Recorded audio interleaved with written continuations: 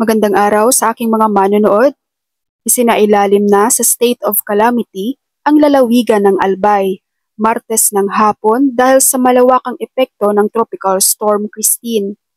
Sa isang panayam, sinabi ni Albay Public Safety Emergency Management Office, Acting Chief Dante Baclao, na nagkakaisang inaprubahan ng Sangguniang Panlalawigan or Provincial Board ang deklarasyon sa regular session na ito. Ayon pa sa kanya, sa deklarasyon magagamit ng ating local government units or LGU ang kanilang calamity funds. Sinabi ni Baclao na tutulungan ng pamahalaang panlalawigan ang mga LGU sa kanilang mga pangangailangan. Ayon pa kay Baclao, so far we have more than 40 million in funds that can assist LGU, provided na kailangan muna nilang gamitin ang pundo nila. Naglabas naman ng advisory si Acting Albay Governor Baby Glenda Ong-Bungaw sa sapilitang paglikas ng mga taong maaring maapektuhan ng pagbaha, pagdaloy ng lahar at pagguho ng lupa. Hiniling niya sa kumpol ng pagtugon ng Albay Public Safety Emergency Management Office na ipatupad ang mga kinakailangang interbensyon upang magbigay ng tulong sa pagliligtas ng buhay at makataong suportahan ang paglikas at pamamahala sa kampo.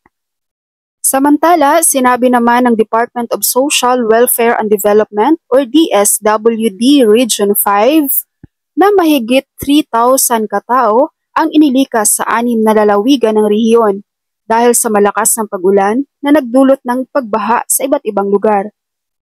Sa isang panayam sa telepono, sinabi ni DSWD 5 Disaster Response and Management Division Chief Claudio Villarreal Jr. na ang mga lumikas na pamilya ay mula sa Albay, Camarines Sur, Camarines Norte, Masbate, Sorsogon and Catanduanes. Ayon pa sa kanya, 851 pamilya o 3,046 na individual ang nanatili sa evacuation center o kasama ng mga kamag-anak. Ang sabi ni Villarreal, we are collating reports from local government units as of this time. The initial number of evacuated families is expected to increase as Tropical Storm Christine is bringing heavy rainfall to the Bicol region. Sinabi din ni Villarreal na binigyan ng ahensya ang mga evacuees ng food packs, pansamantalang tirahan at akses sa mga mahalagang serbisyo. Sa mga kababayan natin, mag-ingat po tayong lahat, lalong-lalo na ang mga lugar na lubos na naapektuhan ng Bagyong Christine. Maraming salamat sa inyong panunood and God bless you all.